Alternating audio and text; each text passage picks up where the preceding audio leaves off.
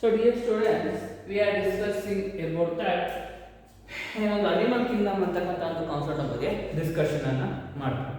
So ಈ ಒಂದು animal Kingdom ಬಗ್ಗೆ ನಾವು ತಿಳ್ಕೊಳ್ದಾಗೆ ಹೋದಾಗೆ so what we are learn ಅಂತ ಹೇಳ್ತಾರೆ. So we are learn about that. So before that animal kingdom ಹೋಗೋ ಮುಂಚೆ ವಿ ಆಲ್ರೆಡಿ ಒಂದು ಇಂಟ್ರಡಕ್ಷನ್ ನಾವು ತಿಳ್ಕೊಂಡಿದ್ವಿ ಲಾಸ್ಟ್ ಕ್ಲಾಸ್ ಅಲ್ಲಿ. So let us move on to that. ಅದಕ್ಕೆ ಹೋಗೋ ಮುಂಚೆ ಏನೊಂದು ವಾಟ್ ಎವರ್ ದಟ್ ಏನೊಂದು ಈ ಒಂದು ಕಾನ್ಸೆಪ್ಟ್ನ ವಿಷಯಕ್ಕೆ ಬಂದರೆ ಲಿವಿಂಗ್ ವರ್ಲ್ಡ್ ಅಂತಕ್ಕಂಥ ಒಂದು ಕಾನ್ಸೆಪ್ಟ್ನ ಬಗ್ಗೆ ತಿಳ್ಕೊಂಡು means that what we R learning that chapter ಅಂತ ಹೇಳ್ತಾರೆ. ಸೊ ಓವರ್ ಆಲ್ ಪ್ರೋಸೆಸ್ ಯಾವ ರೀತಿಯಾಗಿ ಲಿವಿಂಗ್ ವರ್ಲ್ಡ್ ಅಂತಂದಿದೆ, ಸೊ ಆರ್ಗ್ಯಾನಿಸಮ್ಸ್ ಅನ್ನೋದಿದೆ, ಯಾವ ಒಂದು ಬೇಸಿನ ಮೇಲೆ ಅದನ್ನು ಆರ್ಗ್ಯಾನಿಸಮ್ಸ್ ಅಂತ ಕರಿತೀವಿ, ಅದೆಲ್ಲರ ಬಗ್ಗೆ ನಾವು ತಿಳ್ಕೊಂಡಿದ್ದೀವಿ. ಇನ್ಕ್ಲೂಡಿಂಗ್ ದ ಸಿಂಪ್ಲಿಫಿಕ್ ಆರ್ಡಿನರಿ ಸುಮ್ಮನೆ ಹೆಸರನ್ನ ಕೊಡ್ಲಿಕ್ಕಾಗಲ್ಲ, ಅದಕ್ಕೊಂದು ಪ್ರೊಸೀಜರ್ ಇದೆ, ನಾಮನ್ಕ್ಲೇಚರ್ ಅಂತಕ್ಕಂಥ ಪ್ರೊಸೀಜರು. ಆ ಒಂದು ನಾಮನ್ಕ್ಲೇಚರ್ ಅಂತಕ್ಕಂಥ ಪ್ರೊಸೀಜರ್ನ ಫಾಲೋ ಮಾಡಿ ವಾಟವನ್ನು will be naming the organisms ಅಂತ ನಾವು ಹೇಳಿ. That is about the first chapter. Next ಅದೇ ಇರ್ತಕ್ಕಂಥ ಸೆಕೆಂಡ್ ಚಾಪ್ಟರ್ ಅಂದ್ರೆ ಬಯೋಲಾಜಿಕಲ್ ಕ್ಲಾಸಿಫಿಕೇಶನ್ ಅಂತಕ್ಕಂಥ ಕಾನ್ಸೆಪ್ಟ್ನ ಬಗ್ಗೆ ಡಿಸ್ಕಷನ್ ಅನ್ನ ಮಾಡಿದ್ವಿ. ಸೊ ಅಲ್ಲೂ ಕೂಡ ಅಷ್ಟೇನೆ ವಾಟ್ ಎವರ್ ದಟ್ ಯಾವ ಒಂದು ಕ್ಲಾಸಿಫಿಕೇಶನ್ ಅಥವಾ ಕ್ಯಾಟಗರೈಸೇಷನ್ ಆಫ್ ದಿ ಆರ್ಗ್ಯಾನಿಸಮ್ಸ್ ಮಾಡಬೇಕು ಅಂದ್ರೆ ಆನ್ ದಿ ವಿಚ್ ಬೇಸಿಸ್ ಯಾವ ಒಂದು ಕ್ಯಾರೆಕ್ಟರಿಸ್ಟಿಕ್ ಫೀಚರ್ಸ್ನ ಮೇಲೆ ಒಂದು ಪ್ರಮುಖವಾದ ಗುಣಲಕ್ಷಣಗಳ ಆಧಾರದ ಮೇಲೆ ಅದನ್ನ ಡಿವೈಡ್ ಅನ್ನು ಮಾಡಿದ್ವಿ ಅಥವಾ ಕ್ಯಾರೆಕ್ಟರ್ ಫೀಚರ್ಸ್ನ ಮೇಲೆ ವಾಟ್ ಎವರ್ ನಾವು ಕ್ಯಾಟಗರೈಸ್ನ ಮಾಡಿದ್ವಿ ಅಥವಾ ಕ್ಲಾಸಿಫಿಕೇಶನ್ ಮಾಡಿದ್ವಿ ಅಂತ ಹೇಳ್ಬೋದು. ಅದ್ರ ಬಗ್ಗೆ ನಾವು ಡಿಸ್ಕಷನ್ ಅನ್ನು ಮಾಡಿದ್ವಿ. ನೆಕ್ಸ್ಟ್ ಅದಾದ್ಮೇಲೆ ಬರ್ತಕ್ಕಂಥ ಥರ್ಡ್ ಚಾಪ್ಟರ್ ಆದ ವಿಷಯಕ್ಕೆ ಬಂದರೆ ಸೊ ಅದನ್ನು ಕೂಡ ನಾವು ಡಿಸ್ಕಷನ್ ಮಾಡಿದ್ವಿ. So second chapter major we are lot about micro organisms. Micro organisms ಯಾವ ರೀತಿ ಇದೆ, ಎಷ್ಟು ಕ್ಯಾಟಗರೀಸ್ ಇದೆ, ಯಾವ ರೀತಿಯ ಕ್ಲಾಸಿಫಿಕೇಶನ್ ಮಾಡಿದ್ವಿ ಮೈಕ್ರೋ ಆರ್ಗ್ಯಾನಿಸಮ್ಸ್, ಅದ್ರ ಬಗ್ಗೆ ನಾವು ತಿಳ್ಕೊಂಡ್ವಿ. ಥರ್ಡ್ ಚಾಪ್ಟರ್ ನ ವಿಷಯಕ್ಕೆ ಬಂದರೆ it is nothing but that plant Kingdom ಅಂತಕ್ಕಂಥ ಕಾನ್ಸೆಪ್ಟ್ನ ಬಗ್ಗೆ ನಾವು ಡಿಸ್ಕಷನ್ ಅನ್ನು ಮಾಡ್ತಿದ್ವಿ. ಪ್ಲಾಂಟ್ ಕಿಂಗ್ಡಮ್ನ ಬಗ್ಗೆ ನಾವು ತಿಳ್ಕೊಳ್ತಾ ಹೋದ್ರೆ so what we are learn ಅಂತ ಹೇಳ್ತಾರೆ. ಸೊ ಪ್ಲಾಂಟ್ ಕಿಂಗ್ಡಮ್ನ ವಿಷಯಕ್ಕೆ ಬಂದರೆ ಯಾವ ರೀತಿಯಾಗಿ ಪ್ಲಾಂಟ್ಸ್ಗಳಿದಾವೆ, ಸೊ ಯಾವ ಬೇಸಿನ ಮೇಲೆ ಯಾವ ಒಂದು ಕ್ಯಾಟಗರೀಸ್ನ ಮಾಡಿದ್ವಿ, ಅದನ್ನ ಕ್ಲಾಸಿಫಿಕೇಶನ್ ಮಾಡಿದ್ವಿ, ಅದರ ಬರ್ತಕ್ಕಂಥ ಒಂದು ಡಿವಿಷನ್ಸ್ ಯಾವ್ಯಾವುದು, ಫೈಲಮ್ಗಳಾದದು, ಅದ್ರ ಬಗ್ಗೆ ನಾವು ತಿಳ್ಕೊಂಡಿದ್ವಿ. ನೆಕ್ಸ್ಟ್ ಫೋರ್ತ್ ಚಾಪ್ಟರ್ ನ ವಿಷಯಕ್ಕೆ ಬಂದ್ರೆ animal Kingdom as this plant Kingdom ಯಾವ ರೀತಿಯಾಗಿ ತಿಳ್ಕೊಂಡು ಅದೇ ರೀತಿಯಾಗಿ ಅನಿಮಲ್ಸ್ ನ ಯಾವ ರೀತಿಯಾಗಿ ಕ್ಯಾಟಗರೈಸೇಷನ್ ಮಾಡಿದೀವಿ, ಯಾವ ಒಂದು ಬೇಸಿಸ್ ನ ಮೇಲೆ ಕ್ಯಾಟಗರೈಸ್ ಮಾಡಿದೀವಿ, ಫೈಲಮ್ಗಳು ಯಾವ್ಯಾವ್ದು ಬರುತ್ತೆ, ಅದರ ಫ್ಯಾಮಿಲಿಗಳು ಯಾರು ಬರುತ್ತೆ, ಅದ್ರ ಬಗ್ಗೆ ನಾವು ಡಿಸ್ಕಷನ್ ಅನ್ನ ಮಾಡ್ತೀವಿ. ಸೊ ಈ ಒಂದು ಕ್ಲಾಸಲ್ಲಿ ವಾಟ್ ಎವರ್ ಲಾಸ್ಟ್ ಕ್ಲಾಸ್ ಅಲ್ಲಿ ಡಿಸ್ಕಸ್ ಮಾಡ್ತಾ ಅನಿಮಲಿಯ ಕಿಂಗ್ಡಮ್ ಅನಿಮಲಿಯಸ್ ಇರುತ್ತೆ ಅಂದ್ರೆ ಆ ಒಂದು ಆರ್ಗ್ಯಾನಿಸಮ್ಸ್ ಗಳಿಗೆ ಒಂದು ಸೆಲೆಕ್ಟ್ ಫೀಚರ್ಸ್ ಅನ್ನೋದು ಇರುತ್ತೆ. ಸೊ ಕಾಮನ್ ಸೆಲೆಕ್ಟ್ ಫೀಚರ್ಸ್ ಅಂತ ಹೇಳ್ಬೋದು. ಅದ್ರ ಬಗ್ಗೆ ನಾವು ಡಿಸ್ಕಷನ್ ಮಾಡಿದ್ವಿ. So today class we are going to learning about the basis of classification. So it means that animals ನ ಕ್ಯಾಟಗರೈಸ್ ನ ಮಾಡಿದ್ವಿ ಅಂತ ಹೇಳಿದ್ವಿ ಅಲ್ಲ. ಸೊ ಒಂದು ಗ್ರೂಪಿಂಗ್ ನ ಮಾಡಿದ್ವಿ, ಆ ಕ್ಲಾಸಿಫಿಕೇಶನ್ ಅನ್ನ ಮಾಡಿದ್ವಿ, scientific classification on the what basis, ಯಾವ ತರ ಒಂದು ಬೇಸಿಸ್ ಮೇಲೆ ಆ ರೀತಿಯಾದ ಕ್ಲಾಸಿಫಿಕೇಶನ್ ಅನ್ನ ಮಾಡಿದ್ವಿ, ಅದ್ರ ಬಗ್ಗೆ ನಾವು ಡಿಸ್ಕಷನ್ ಅನ್ನ ಮಾಡ್ತಾ ಹೋಗೋಣ. ಈ ಒಂದು ಬೇಸ್ ಆಫ್ ಕ್ಲಾಸಿಫಿಕೇಶನ್ ವಿಷಯಕ್ಕೆ ಬಂದ್ರೆ so what will be learning ಅಂತ ಹೇಳ್ತಾ ಹೋದ್ರೆ so there is a fundamental features for the common there is a common fundamental features for the various individuals ಅಂತ ಹೇಳ್ತಾ ಹೋಗ್ತೀವಿ. ಇಟ್ ಮೀನ್ಸ್ ದಟ್ ಇಂಗ್ಲಿಷ್ ಅಲ್ಲಿ ಆ ರೀತಿ ಹೇಳಿದ್ರೆ ಕನ್ನಡದಲ್ಲಿ ಯಾವ ರೀತಿ ಹೇಳ್ತೀವಿ ಅಂದ್ರೆ ಸೊ ಪ್ರತಿಯೊಂದು ಜೀವಿ ಕೂಡ ಅಷ್ಟೇ ಅದರದ್ದಾದ ಒಂದು ಪ್ರಮುಖವಾದ ಸ್ವಂತವಾದ ಒಂದು ನಿರ್ದಿಷ್ಟವಾದ ಗುಣಲಕ್ಷಣಗಳು ಇರುತ್ತೆ. ಆ ಒಂದು ಗುಣಲಕ್ಷಣಗಳ ಆಧಾರದ ಮೇಲೆ ವಾಟ್ ಎವರ್ ದಟ್ ಅನಿಮಲ್ಸ್ ಅನ್ನ ನಾವು ಕ್ಯಾಟಗರೀಸ್ ಅಥವಾ ಗ್ರೂಪಿಂಗ್ ನ ಮಾಡಿದ್ವಿ ಅಂತ ಹೇಳ್ತಾ ಹೋದು. ಸೊ ವಿಚ್ ಆರ್ ದೋಸ್ ಏನೊಂದು ಗ್ರೂಪಿಂಗ್ ಮಾಡಿದ್ರೆ ಬೇಸ್ ಆಫ್ ಕ್ಲಾಸಿಫಿಕೇಶನ್ ಒಂದು ಗ್ರೂಪಿಂಗ್ ಮಾಡಬೇಕು ಅಂದ್ರೆ ಯಾವ ಬೇಸ್ ನಾವು ಕನ್ಸಿಡರ್ ಮಾಡಿದ್ವಿ ಅಂದ್ರೆ first we come to that ಯಾವ ಬೇಸ್ ಮೇಲೆ ಮಾಡಿದ್ವಿ ಅಂದ್ರೆ first we consider that arrangement of this cell ಅಂತ ಹೇಳಿ. ಸೊ ಸೆಲ್ ಅನ್ನೋದು ಆಲ್ರೆಡಿ ನಮಗೆ ನಾಲೆಡ್ಜ್ ಅನ್ನೋದು ಇದೆ. So what is meant by cell ಅಂದ್ರೆ it is a structure and function unit of an living organisms ಅಂತ ನಾವು 10ನೇ ಕ್ಲಾಸ್ ಅಲ್ಲಿ ಅಥವಾ ಹೈಸ್ಕೂಲಿನಲ್ಲಿ ಕಲ್ತ್ಕೊಂಡ್ ಬಂದಿದ್ವಿ. ಸೆಲ್ ಅಂತಿದ್ದಂಗೆ ನಮ್ಮ ಒಂದು ಬಾಲ್ಯದಲ್ಲಿ ಸೆಲ್ ಇದೆ structural and functional unit of an living organism ಅಂತ ಹೇಳ್ತೀವಿ. ಸೊ ಅದರ ಅರ್ಥ ಏನು ಅಂತ ಹೇಳ್ತಾರೆ, ಒಂದು ಸೆಲ್ ನಾವು ತಗೊಂಡ್ರೆ ಅಂದ್ರೆ ಆ ಒಂದು ಜೀವಿನ ತಗೊಂಡ್ರೆ ಅಂದ್ರೆ ಆ ಒಂದು ಜೀವಿಗೆ ನಿರ್ದಿಷ್ಟವಾದ ಒಂದು ಸ್ಟ್ರಕ್ಚರ್ ಇದೆ ಅಂದ್ರೆ ಅದಕ್ಕೆ ಸೆಲ್ಲೆ ಕಾರಣ ಅಂತೀವಿ. ನೆಕ್ಸ್ಟ್ ದಟ್ ಆ ಒಂದು ಜೀವಿನಲ್ಲಿ ಒಂದೊಂದು ಅಂಗಾಂಗ ಕೂಡ ಅಷ್ಟೇ ಪರ್ಟಿಕ್ಯುಲರ್ ಕೆಲಸಗಳನ್ನ ಮಾಡ್ತೀವಿ, ಪರ್ಟಿಕ್ಯುಲರ್ ಫಂಕ್ಷನ್ ಅನ್ನ ಮಾಡ್ತೀವಿ ಅಂದ್ರೆ ಅದಕ್ಕೆ ಕಾರಣ ಸೆಲ್ ಅಂತ ಹೇಳ್ತೀವಿ. ಒಂದು ಅಂಗಾಂಗ ಅಥವಾ ಒಂದು ಜೀವಿ ಅಂತ ಒಂದು ಕೆಲಸ ಮಾಡ್ತೀವಿ ಅಂದ್ರೆ ಅದಕ್ಕೆ ಒಂದು ಸ್ಟ್ರಕ್ಚರ್ ನ ಕೊಡ್ತಕ್ಕಂಥ ಅಥವಾ ಅದು ಮಾಡ್ತಕ್ಕಂಥ ಒಂದು ಕೆಲಸಕ್ಕೆ ಮೂಲ ಕಾರಣ ಸೆಲ್ ಅಂತ ನಾವು ಹೇಳ್ತೀವಿ. ಲೈಕ್ ಪ್ರತಿಯೊಂದು ಜೀವಿನಲ್ಲೂ ಕೂಡ ಅಷ್ಟೇ ಆ ರೀತಿಯಾದ ಅರೇಂಜ್ಮೆಂಟ್ ಆಫ್ ಸೆಲ್ಸ್ಗಳು ವೇರಿಯೇಷನ್ ಆಗ್ತಾ ಹೋಗುತ್ತೆ. ಒಂದೊಂದು ಜೀವಿನಲ್ಲೂ ಕೂಡ ಅಷ್ಟೇ ಒಂದೊಂದು ರೀತಿಯಾದ ಒಂದು ಸೆಲ್ ಅರೇಂಜ್ಮೆಂಟ್ ಅನ್ನು ನೋಡ್ತಾ ಹೋಗ್ತೀವಿ. ಇದೊಂದು ಬೇಸ್ ಆಫ್ ಕ್ಲಾಸಿಫಿಕೇಶನ್ ಇರ್ಬೋದು. ಸೊ ಇಂಟ್ರೊಡಕ್ಷನ್ ಕೊಡ್ತೀನಿ, ಆಮೇಲೆ ಒನ್ ಬೈ ಒನ್ ಬೇಸ್ ಬಗ್ಗೆ ನಾವು ತಿಳ್ಕೊಳ್ತಾ ಹೋಗ್ತೀವಿ. ಅರೇಂಜ್ಮೆಂಟ್ ಆಫ್ ಸೆಲ್ಸ್ ಇರ್ಬೋದು. ನೆಕ್ಸ್ಟ್ ಬಾಡಿ ಸಿಮಿಟ್ರಿ ಅಂತ ಹೇಳ್ತೀವಿ. ಬಾಡಿ ಸಿಮೆಟ್ರಿ ಅಂತ ಹೇಳ್ಬೋದು. So what is meant by body symmetry ಅಂತ ಹೇಳ್ತಾವ್ರೆ. So a kind of organism. So organisms ಯಾವ ರೀತಿ ಆಗುತ್ತೆ ಅಂದ್ರೆ, ಸೊ ಬಾಡಿ ಸಿಮೆಟ್ರಿ ಅಂದ್ರೆ ಬೈಲ್ಯಾಟರಲ್ ಸಿಮೆಟ್ರಿ ಯಾವ್ದಾದ್ರು ಒಂದೆಲ್ಲ ಬರುತ್ತೆ, ಹೇಳ್ತೀನಿ ನಾನು ಡಿಸ್ಕಷನ್ ಮಾಡ್ತಾ ಹೋಗೋಣ. So what is meant by body symmetry ಅಂದ್ರೆ ಒಂದು ಸ್ಟ್ರಕ್ಚರ್ ಅನ್ನೋದು. ಓಕೆ, ನನಗೆ ನಾನು ಹ್ಯೂಮನ್ ಬೀಯಿಂಗ್ಸಿಗೆ ತಗೊಂಡು ನನಗೆ ಒಂದು ರೀತಿಯಾದ ಸಿಮೆಟ್ರಿ ಇದೆ. ನನ್ನ ಬಾಡಿ ಇರ್ತಕ್ಕಂಥ ಸಿಮೆಟ್ರಿನ ಬೈಲ್ಯಾಟರಲ್ ಸಿಮೆಟ್ರಿ ಅಂತ ಕರಿತೀವಿ. Okay, what is meant by bilateral symmetry ಅಂತ ಹೇಳ್ತಾರೆ?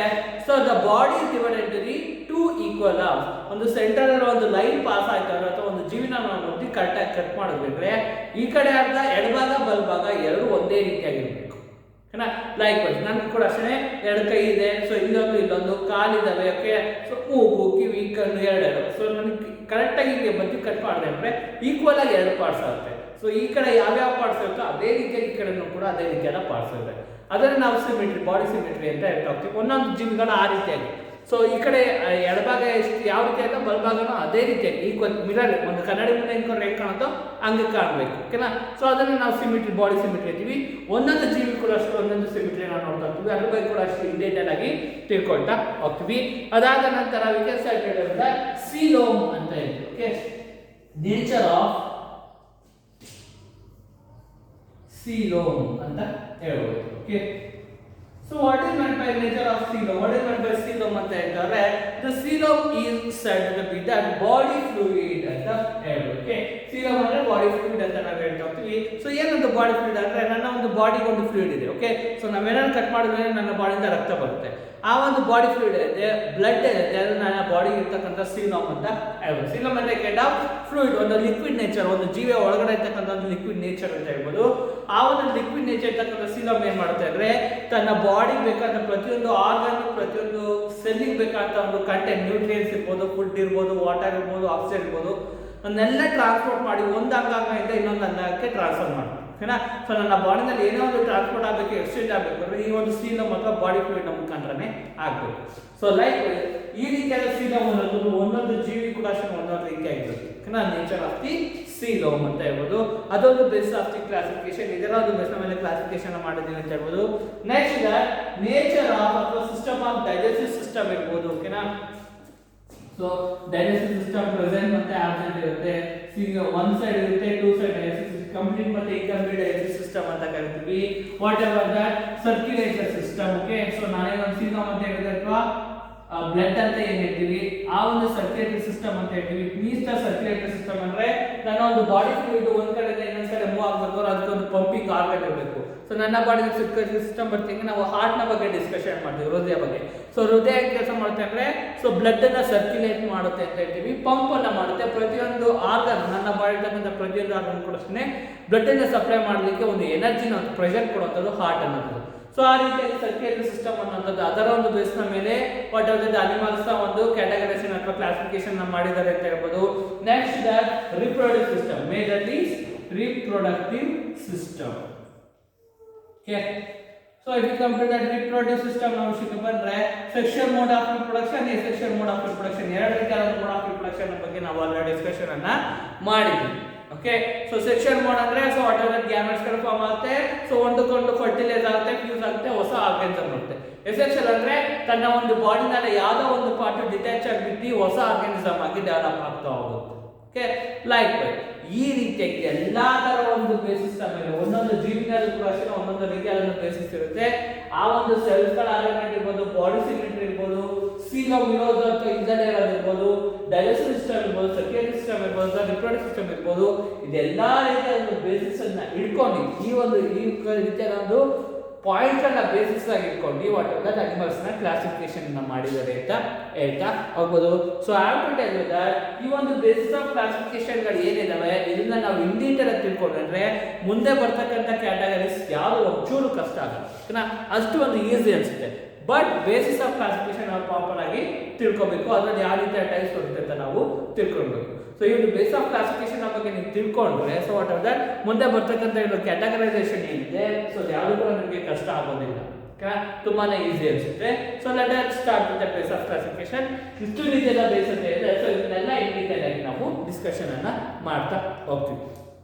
First we come to that. So ಈ ಒಂದು ಬೇಸ್ ಆಫ್ ಕ್ಲಾಸಿಫಿಕೇಶನ್ ಅಲ್ಲಿ ಮೊದಲನೇದಾಗಿ ಬರ್ತಕ್ಕಂಥ ಒಂದು ಬೇಸ್ ಆಫ್ ಕ್ಲಾಸಿಫಿಕೇಶನ್ ಅಂದ್ರೆ ಲೆವೆಲ್ಸ್ ಆಫ್ ಆರ್ಗನೈಸೇಷನ್ ಅಂತ ಕರೀತೀವಿ. Okay, first one, the base of classification is nothing but that levels of organization ಅಂತ ಹೇಳೋದು. Okay, so what is meant by levels of organization ಅಂತ ಹೇಳ್ತಾರೆ. So whatever that organisms should be organized in the particular levels ಅಂತ ನಾವು ಹೇಳ್ತಾ ಹೋಗ್ತೀವಿ. So which are those particular level, ಆ ರೀತಿಯಾಗಿ ಪರ್ಟಿಕ್ಯುಲರ್ ಆಗಿರ್ತಕ್ಕಂಥ ಒಂದು ಲೆವೆಲ್ಗಳು ಯಾವ್ದು. ಸೊ ಅದ್ರ ಬಗ್ಗೆ ನಾವು ಡಿಸ್ಕಷನ್ ಅನ್ನು ಮಾಡ್ತಾ ಹೋದ್ರೆ,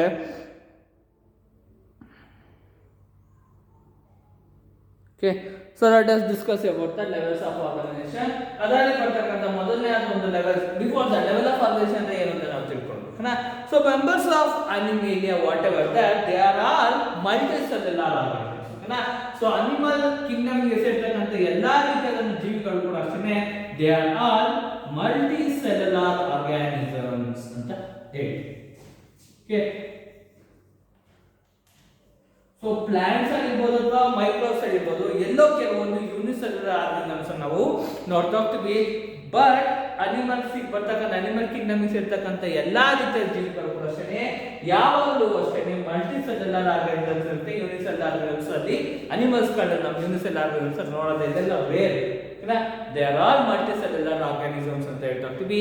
ಈ ರೀತಿಯಾದ ಒಂದು ಮಲ್ಟಿಸೆಲ್ಯುಲರ್ ಆರ್ಗಾನಿಸಮ್ಸ್ ಇದೆ ಅಂದ್ರೆ they exhibit some different kinds of organization of this cell. Multicellular organisms ಆಗಿರೋದ್ರಿಂದ ಸೊ ಎಲ್ಲಾ ರೀತಿಯ ಜೀವಿಗಳು ಕೂಡ ಅಷ್ಟೇ exhibit different pattern of organization of cells ಅಂತ ಹೇಳೋದು. ಓಕೆ, ಸೆಲ್ಗಳ ಆರ್ಗನೈಸೇಷನ್ ಅಲ್ಲಿ ಡಿಫ್ರೆಂಟ್ ಕೈಂಡ್ಸ್ ಆಫ್ ಪ್ಯಾಟರ್ನ್ ಅನ್ನು ಮೇಂಟೈನ್ ಮಾಡ್ತಾ ಹೋಗುತ್ತೆ ಒಂದೊಂದು ಜೀವಿಗಳು ಕೂಡ ಅಷ್ಟೇ. ಆ ರೀತಿಯಾದ ಒಂದು ಪ್ಯಾಟರ್ನ್ ಮೇಲೆ ವಾಟ್ ಎವರ್ ಅನಿಮಲ್ಸ್ ನ ಕ್ಯಾಟಗರೀಸ್ ಮಾಡಿದ್ದಾರೆ ಅಂತ ಹೇಳ್ತಾ ಹೋಗ್ಬೋದು. So which are those categories which come under the levels of organisation ಅಂತ ಹೇಳ್ತಾರೆ.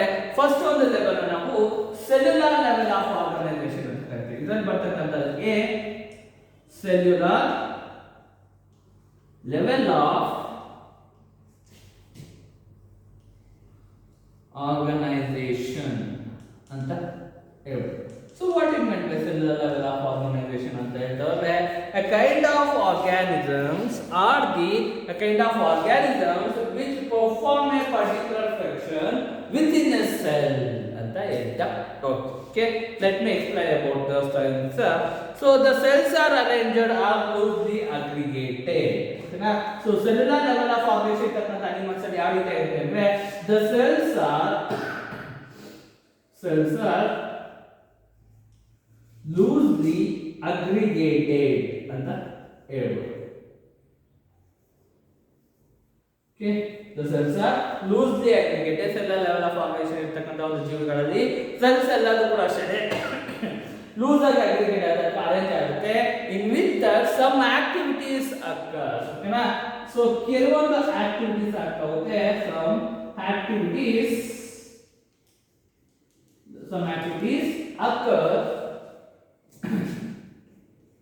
some activities occur within a cell. within an cell ಅಂತ ಹೇಳ್ಬೋದು. ಒಂದು ಸೆಲ್ ಒಳಗಡೆ ಎಲ್ಲಾ ರೀತಿಯಾದ ಆಕ್ಟಿವಿಟೀಸ್ ಆಗ್ತಾ ಹೋಗುತ್ತೆ. ಅದನ್ನ ಒಂದು ಸೆಲ್ಯುಲರ್ ಲೆವೆಲ್ ಆಫ್ ಆರ್ಗನೈಸೇಷನ್ ಅಂತ ಕರೀತಾ ಹೋಗ್ತೀವಿ. ಸೊ ಇನ್ನೂ ಡೀಟೇಲ್ ಆಗಿ ಬೇಕಾದ್ರೆ ನಾವು ಹೇಳಿದ್ರಲ್ಲ digestive system, circulatory system, reproductive system ಅಂತ. ಸೊ ಈ ರೀತಿಯಾದ ಸಿಸ್ಟಮ್ಗಳು ಪರ್ಫಾರ್ಮ್ ಮಾಡ್ಲಿಕ್ಕೆ ನನ್ನ ಒಂದು ಬಾಡಿಗೆ ಎಕ್ಸಾಂಪಲ್ ನನ್ನನ್ನು ನಾನು ತಗೊಳ್ತೀನಿ. ಸರ್ಕ್ಯುಲೇಟರಿ ಸಿಸ್ಟಮ್ ಆಗಬೇಕು ಅಂದ್ರೆ ಸೊ ಬ್ಲಡ್ ಸೆಲ್ಸ್ ಗಳಿದಾವೆ, ಬ್ಲಡ್ ಕೆಪಿಲರೀಸ್ ರಕ್ತನಾಳಗಳಿದಾವೆ, ಹೃದಯ ಅನ್ನೋದಿದೆ, ಹಾರ್ಟ್ ಅನ್ನೋದಿದೆ. ಅದೆಲ್ಲ circulatory over all circulatory system ಅಲ್ಲಿ ಕೆಲಸ ಮಾಡುತ್ತೆ.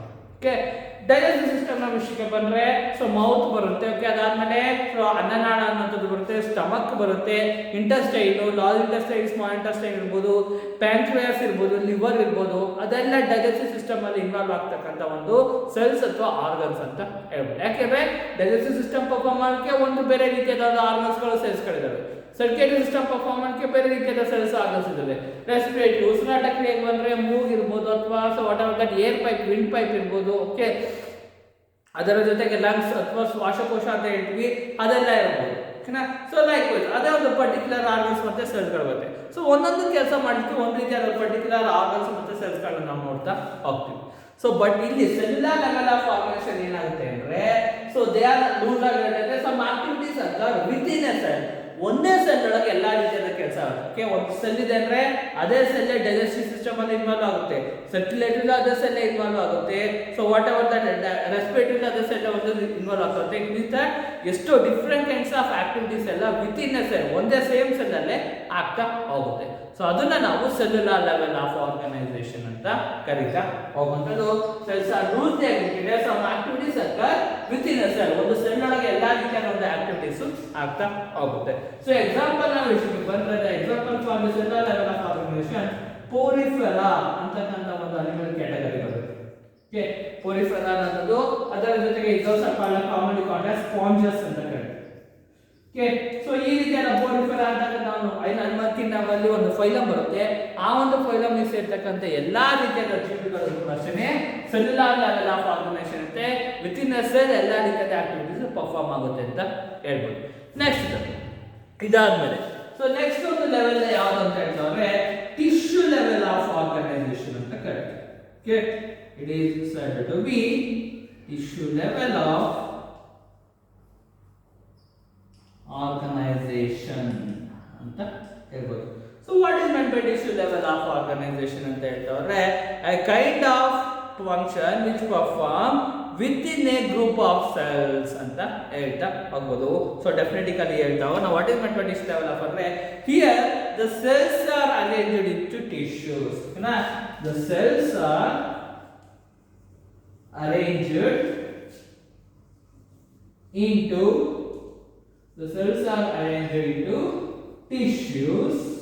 Okay, the cells are arranged in tissues in which perform a same function ಅಂತ ಹೇಳ್ತಾ ಹೋಗೋದು, in which perform some function ಅಂತ ಹೇಳಿ.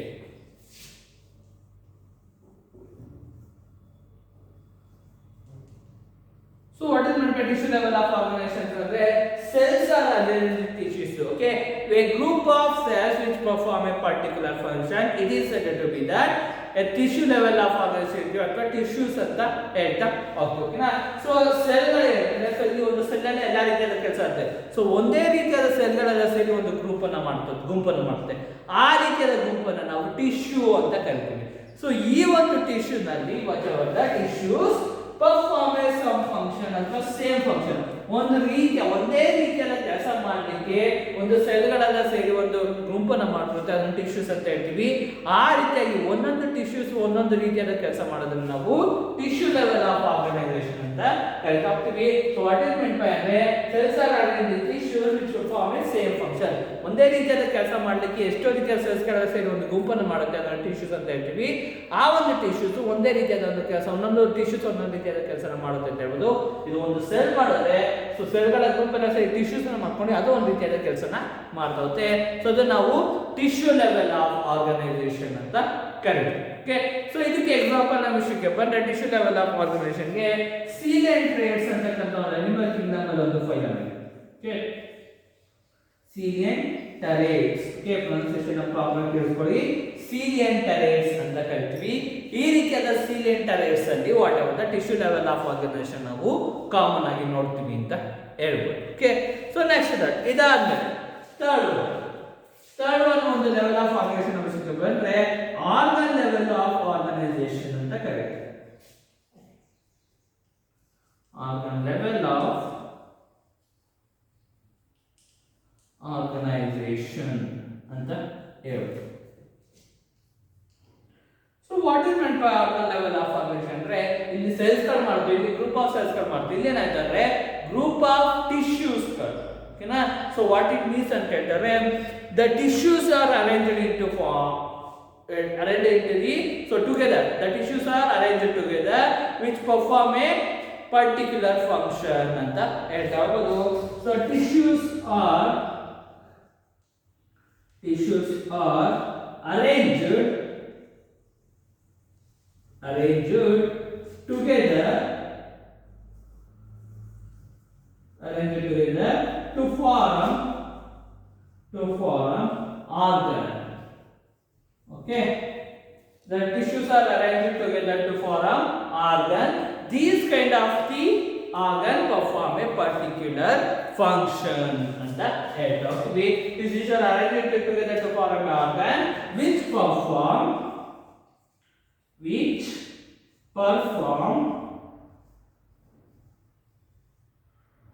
particular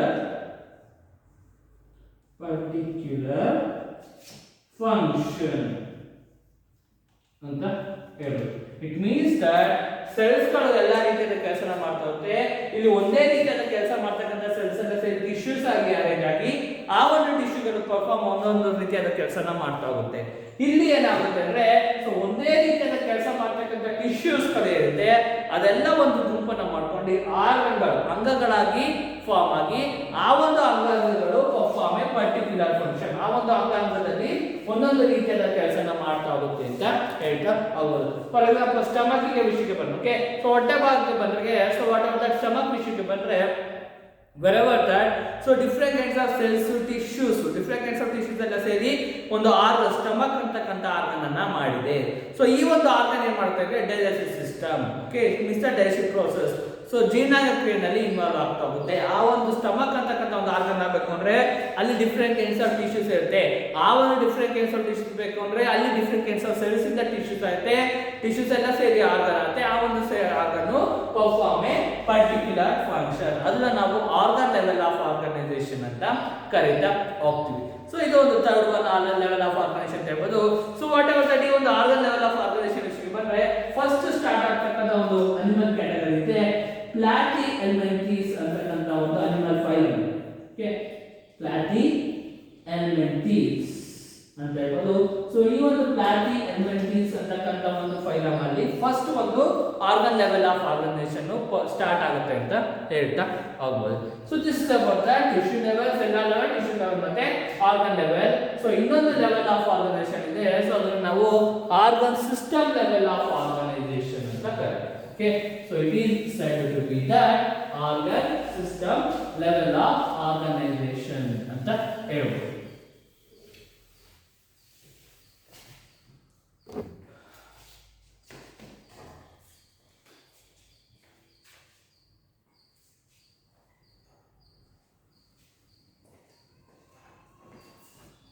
So D is the organ system level of organization ಅಂತ ಹೇಳಿ. Okay, so what is meant by organ system level of organization ಅಂತ ಹೇಳ್ತಾರೆ. So it is said to be that the organs are associated with the functional system which perform a particular function ಅಂತ ಹೇಳ್ಬೋದು. The organs are arranged into functional system. Okay, the organs are arranged into functional system which perform specialized system of physiological function ಅಂತ ಹೇಳ್ತಾವಲ್ಲ, which perform some kind of the physiological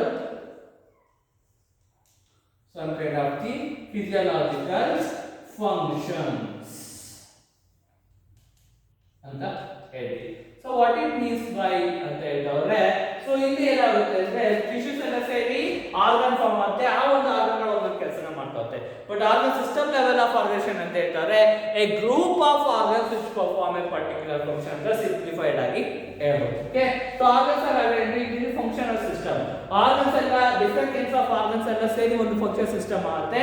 ಆ ಒಂದು function system ಅಲ್ಲಿ so ಅಷ್ಟು different types of organs ಸೇರಿ ಒಂದೇ ರೀತಿಯಾದ ಒಂದು ಕೆಲಸನ ಮಾಡ್ತಾ ಹೋಗುತ್ತೆ which perform a so physiological any kind of physiological function ಅಂತ ಹೇಳ್ಬೋದು. ಸೊ ಇದಕ್ಕೆ ಎಕ್ಸಾಂಪಲ್ ಹೇಳ್ತಾರೆ ಡೈಜೆಸ್ಟಿವ್ ಸಿಸ್ಟಮ್ ನ ವಿಷಯಕ್ಕೆ ಬರುತ್ತೆ. ಓಕೆನಾ, ಸೊ ಡೈಜೆಸ್ಟಿವ್ ಸಿಸ್ಟಮ್ ನ ವಿಷಯಕ್ಕೆ ಬಂದ್ರೆ whatever that among the platyhelminthes ನ ವಿಷಯಕ್ಕೆ ಬಂದ್ರೆ ಅದರಲ್ಲಿ ಇನ್ಕಂಪ್ಲೀಟ್ ಡೈಜೆಸ್ಟಿವ್ ಸಿಸ್ಟಮ್ ನ ನೋಡ್ತೀವಿ. ಓಕೆನಾ, so what it mean by incomplete digestive system ಅಂತ ಹೇಳ್ತಾರೆ so mouth and the anus have the same opening, ಒಂದೇ ಓಪನಿಂಗ್ ಇರುತ್ತೆ. ಓಕೆನಾ. ಸೊ ತಿಂತಕ್ಕಂಥ ಆಹಾರ ಒಂದೇ ಪಾರ್ಟ್ ಇಂದ ಹೋಗಬೇಕು, ಅದೇ ರೀತಿಯಾಗಿ ಅನ್ವಾಂಟೆಡ್ ಮೀಡಿಯಾಸ್ ಕೂಡ ಅಷ್ಟೇ ಅದೇ ಒಂದು ಓಪನಿಂಗ್ ಇಂದ ಹೊರಗಡೆ ಬರುತ್ತೆ. ಪ್ಲಾಟಿ ಅಡ್ವೆಂಚರ್ಸ್ ಅಂತ ಹೇಳ್ತೀವಿ ಇದರಲ್ಲಿ. So one way of digest system ನಾವು ನೋಡ್ತೀವಿ, ಇನ್ಕಂಪ್ಲೀಟ್ ಡೈಜೆಸ್ಟಿವ್ ಸಿಸ್ಟಮ್ ಅಂತೀವಿ. ಅದರಿಂದ ಪ್ಲಾಟಿ ಅಡ್ವೆಂಚರ್ಸ್ ಇಂದ ಮೇಲೆ ಬರ್ತಕ್ಕಂಥ ಎಲ್ಲಾ ರೀತಿಯ ಜೀವಿಗಳು ಕೂಡ ಅಷ್ಟೇ ಕಂಪ್ಲೀಟ್ ಡೈಜೆಸ್ಟಿವ್ ಸಿಸ್ಟಮ್ ಅನ್ನ ನೋಡ್ತೀವಿ. What is meant by complete digestive system ಅಂದ್ರೆ so they have the two openings at the upper mouth starting ಅಂದ್ರೆ ಕೆಳಗಡೆ ಏನಸ್ ಅನ್ನೋದೈತೆ, ಆಹಾರ ಮೌತ್ ಇಂದ ಎಂಟ್ರಿ ಆಗಿ ಏನಸ್ ಮುಖಾಂತರ ಹೊರಗಡೆ ಬರುತ್ತೆ, ಅದನ್ನ ನಾವು ಕಂಪ್ಲೀಟ್ ಡೈಜೆಸ್ಟಿವ್ ಸಿಸ್ಟಮ್ ಅಂತ ಕರಿತೀವಿ. So overall digestive system ಇದೆ ನಾವು organ system level of organisation ಅಂತ ಕರಿತೀವಿ. ಸೊ ವಾಟ್ ಇಟ್ ಮೀನ್ಸ್ ಅಂತ ಹೇಳಿದ್ರೆ different kinds of organ perform a particular function. It means that digestive system ನ ಒಂದು ಎಕ್ಸಾಂಪಲ್ ಅನ್ನು ನಾನು ತಗೊಂಡೆ ಅಂದ್ರೆ ಸೊ ಡೈಜೆಸ್ಟಿವ್ ಸಿಸ್ಟಮ್ ಜೀರ್ಣಕ್ರಿಯೆ ಆಗ್ತಿದೆ ಅಂದ್ರೆ ಯಾವ ರೀತಿಯಾದ ಒಂದು ಆರ್ಗನ್ಗಳು ಇನ್ವಾಲ್ವ್ ಅಂದ್ರೆ ಮೌತ್ ಇನ್ವಾಲ್ವ್ ಆಗುತ್ತೆ, ಅನ್ನನಾಳ ಅಂತ ಫುಡ್ ಪೈಪ್ ಬರ್ತೀವಿ ಅದು ಇನ್ವಾಲ್ವ್ ಆಗುತ್ತೆ, ಅದು ಒಂದು ಪರ್ಟಿಕ್ಯುಲರ್ ಆರ್ಗನ್. ಸ್ಟಮಕ್ ಇದೆ, ಸೊ ಅದು ಒಂದು ಪರ್ಟಿಕ್ಯುಲರ್ ಆರ್ಗನ್. ಲಾರ್ಜ್ ಇಂಟೆಸ್ಟೈನ್ ಇದೆ, ಸ್ಮಾಲ್ ಇಂಟೆಸ್ಟೈನ್ ಇದೆ, ಅದು ಒಂದೊಂದು ಪರ್ಟಿಕ್ಯುಲರ್ ಆರ್ಗನ್ಗಳು. ಲಿವರ್ ಇದೆ, ಪ್ಯಾಂಕ್ರಿಯಾಸ್ ಇದೆ, ಏರಿಯಸ್ ಇದೆ. ಸೊ ಈ ರೀತಿಯ ಡಿಫ್ರೆಂಟ್ ಕೈಂಡ್ಸ್ ಆಫ್ ಆರ್ಗನ್ಸ್ ಎಲ್ಲ ಸೇರಿ ಒಂದೇ ಕೆಲಸ ಮಾಡ್ತಾರೆ ಡೈಜೆಸ್ಟಿವ್ ಸಿಸ್ಟಮ್, ಜೀರ್ಣಾಂಗ ಕ್ರಿಯೆ. ರೆಸ್ಪಿರೇಟರಿ ಸಿಸ್ಟಮ್ ನ ವಿಷಯಕ್ಕೆ ಬಂದ್ರೆ ಕೂಡ ಅಷ್ಟೇ, ಓಕೆನಾ. ಸೊ ಉಸಿರಾಟ ಕ್ರಿಯೆಗೆ ಬಂದ್ರೆ ನೋಸ್ ಇರುತ್ತೆ, ಅದೊಂದು ಆರ್ಗನ್ನು. ವಿಂಡ್ ಪೈಪ್ ಇರುತ್ತೆ, ಸೊ ಅದು ಒಂದು ಆರ್ಗನ್ನು. ಲಂಗ್ಸ್ ಇದೆ, ಅದರೊಳಗೆ ಡಿಫ್ರೆಂಟ್ ಕೈಂಡ್ಸ್ ಆಫ್ ಪಾರ್ಟ್ಸ್ ಬರುತ್ತೆ, ಅದೆಲ್ಲ ಒಂದೊಂದು organ. So different kinds of organs ಎಲ್ಲ ಸೇರಿ ಒಂದು ರೀತಿಯಾದ ಕೆಲಸ ಮಾಡುತ್ತೆ, ಅದನ್ನು ನಾವು ರೆಸ್ಪಿರೇಟರಿ ಸಿಸ್ಟಮ್ ಅಂತೀವಿ. ಸರ್ಕ್ಯುಲೇಟರಿ ವಿಷಯಕ್ಕೆ ಬಂದ್ರು ಕೂಡ ಅಷ್ಟೇ ಬ್ಲಡ್ ವೆಸಲ್ಸ್ ಇದೆ, ಸೊ ಆರ್ಟರಿ ವೇನ್ಸ್ ಇದೆ, ಹಾರ್ಟ್ ಇದೆ, ಬ್ಲಡ್ ಸೆಲ್ಸ್ ಇದೆ. ಈ ರೀತಿಯಾಗಿ ಒಂದೊಂದು ಆರ್ಗನ್ ಸೇರಿ ಒಂದು ಕೆಲಸ ಮಾಡುತ್ತೆ ಸರ್ಕ್ಯುಲೇಟರಿ ಸಿಸ್ಟಮ್. ಎಕ್ಸ್ಕ್ರೀಟರಿ ಸಿಸ್ಟಮ್ ನ ವಿಷಯಕ್ಕೆ ಬರ್ತೀವಿ, ಕಿಡ್ನಿ ಇದೆ, ಏನಸ್ ಇದೆ ಅಥವಾ ಯೂರಿನರಿ ಬ್ಲಾಡರ್ ಇದೆ, ಅದೆಲ್ಲ ಕೂಡ ಅಷ್ಟೇ ಎಕ್ಸ್ಕ್ರೀಟರಿ ಸಿಸ್ಟಮ್ ಅಲ್ಲಿ ಇನ್ವಾಲ್ವ್ ಆಗುತ್ತೆ. ಲೈಕ್ ವೈಸ್ ಆ ರೀತಿಯಾಗಿ ಡಿಫ್ರೆಂಟ್ ಕೈಂಡ್ಸ್ ಆಫ್ ಆರ್ಗನ್ಸ್ ಎಲ್ಲ ಸೇರಿ ಒಂದು ರೀತಿಯಾದ ಫಿಸಿಯೋಲಾಜಿಕಲ್ ಫಂಕ್ಷನ್ ಅನ್ನು ಮಾಡ್ತಾ ಹೋಗುತ್ತೆ, ಅದನ್ನು ನಾವು organ system level of organisation which group of organs which perform a particular function is said to be organ system level of organization ಅಂತೀವಿ. So example ನಾವು ವಿಷಯಕ್ಕೆ ಬಂದ್ರೆ all kind of higher level of organism ಪ್ಲಾಟಿ ಅಡ್ವೆಂಚರ್ಸ್ ಇದೆ, ಅದರಿಂದ ಮುಂದಕ್ಕಿರ್ತಕ್ಕಂಥ ಎಲ್ಲಾ ರೀತಿಯ ಒಂದು ಅನಿಮಲ್ಸ್ ಕೂಡ ಅಷ್ಟೇ organ level of organ system level of organisation ನಲ್ಲಿ ಇನ್ವಾಲ್ವ್ ಆಗಿರೋದು. Higher level of organisms including human ಅನ್ನು ಸೇರಿ ಹ್ಯೂಮನ್ ಅಲ್ಲೂ ಕೂಡ ಅಷ್ಟೇ ಹ್ಯೂಮನ್ ಬೀಯಿಂಗ್ಸ್ ಕೂಡ ಅಷ್ಟೇ organ system level of organisation ನಾವು ನೋಡ್ತೀವಿ ಅಂತ ಹೇಳ್ಬೋದು. So this is about the arrangement of the cells ಅಥವಾ so what are the level of organisation ಮೇಲೆ. ಸೊ ಒಂದೊಂದು ಜೀವಿಗಳು ಒಂದೊಂದು ಲೆವೆಲ್ ಆಫ್ ಆರ್ಗನೈಸೇಷನ್ ಇದೆ. ಸೊ ಇದನ್ನ ನಾವು ಬೇಸಿಸ್ ಆಗಿ ತಗೊಂಡು ಈ ರೀತಿಯಾದ ಲೆವೆಲ್ ಇರೋದೇ ಒಂದು ರೀತಿಯಾದ ಕ್ಯಾಟಗರಿನ ಮಾಡಿದೀವಿ, ಈ ರೀತಿಯಾದ ಲೆವೆಲ್ ಇರೋದನ್ನೇ ಇನ್ನೊಂದು ಅನಿಮಲ್ಸ್ ಕ್ಯಾಟಗರಿಗೆ ಮಾಡಿದ್ವಿ, ಈ ಒಂದು ಲೆವೆಲ್ ಇರೋದನ್ನ ಇನ್ನೊಂದು ರೀತಿಯಾದ ಅನಿಮಲ್ಸ್ ಕ್ಯಾಟಗರಿಗೆ. So like organ system level ಇರ್ತಕ್ಕಂಥ ಆರ್ಗನ್ಸ್ ಎಲ್ಲ ಒಂದು ರೀತಿಯಾದ ಒಂದು ಗುಂಪಾಗಿ ಕ್ಲಾಸಿಫಿಕೇಶನ್ ಅನ್ನ ಮಾಡಿದೀವಿ ಅಂತ ಹೇಳ್ಬೋದು. ದಿಸ್ ಇಸ್ ಒಂದು major base of the classification for the categorization of the animals ಅಂತ ಹೇಳ್ಬೋದು. ಓಕೆ, cellular ಅಂದ್ರೆ a group of cells ಅಲ್ಲ a single cell perform a particular function. ಒಂದೇ ಸೆಲ್ ಅಲ್ಲಿ ಎಲ್ಲಾ ರೀತಿಯಾದ ಕೆಲಸ ಆಗುತ್ತೆ. ಟಿಶ್ಯೂ ಲೆವೆಲ್ ಅಂದ್ರೆ ಗ್ರೂಪ್ ಆಫ್ ಸೆಲ್ಸ್, ಒಂದೊಂದು ರೀತಿಯಾದ ಒಂದೇ ರೀತಿಯಾದ ಕೆಲಸ ಮಾಡ್ತಕ್ಕಂಥ ಸೆಲ್ಸ್ ಎಲ್ಲ ಸೇರಿ ಒಂದು ಗುಂಪನ್ನು ಮಾಡುತ್ತೆ, ಅದನ್ನ ಟಿಶ್ಯೂಸ್ ಅಂತೀವಿ. ಆ ಒಂದು ಟಿಶ್ಯೂಸ್ಗಳು ಒಂದೊಂದು ಕೆಲಸನ ಮಾಡ್ತಾ ಹೋಗುತ್ತೆ. So next organ level of organisation ಅಂದ್ರೆ ಸೊ ಒಂದೇ ರೀತಿಯಾದ ಕೆಲಸಗಳು ಮಾಡ್ತಕ್ಕಂಥ ಟಿಶ್ಯೂಸ್ ಎಲ್ಲ ಸೇರಿ ಒಂದು ಗುಂಪನ್ನು ಮಾಡ್ಕೊಂಡು ಆರ್ಗನ್ ಆಗಿ ಮಾಡುತ್ತೆ, ಆ ಒಂದು ಆರ್ಗನ್ ಪರ್ಟಿಕ್ಯುಲರ್ ಫಂಕ್ಷನ್ ಅನ್ನ ಮಾಡುತ್ತೆ. Next that so organ system level of organisation ವಿಷಯ ಬಂದ್ರೆ ಸೊ ಒಂದೇ ರೀತಿಯಾದ ಕೆಲಸ ಮಾಡ್ತಕ್ಕಂಥ ಆರ್ಗನ್ಸ್ ಎಲ್ಲ ಸೇರಿ ಒಂದು ಫಿಸಿಯೋಲಾಜಿಕಲ್ ಫಂಕ್ಷನ್ ಮಾಡಲಿಕ್ಕೆ ಒಂದು ಸಿಸ್ಟಮ್ ಅನ್ನ ರೆಡಿ ಮಾಡ್ಕೊಳ್ಳುತ್ತೆ, ಆ ಒಂದು ಲೆವೆಲ್ ಆಫ್ ಆರ್ಗನೈಸೇಷನ್ ನಾವು organ system level of organisation ಅಂತ ಕರೀಬಹುದು. This is about that levels of organisation. It is the major base of classification of the animal kingdom ಅಂತ ನಾವು ಹೇಳ್ಬೋದು.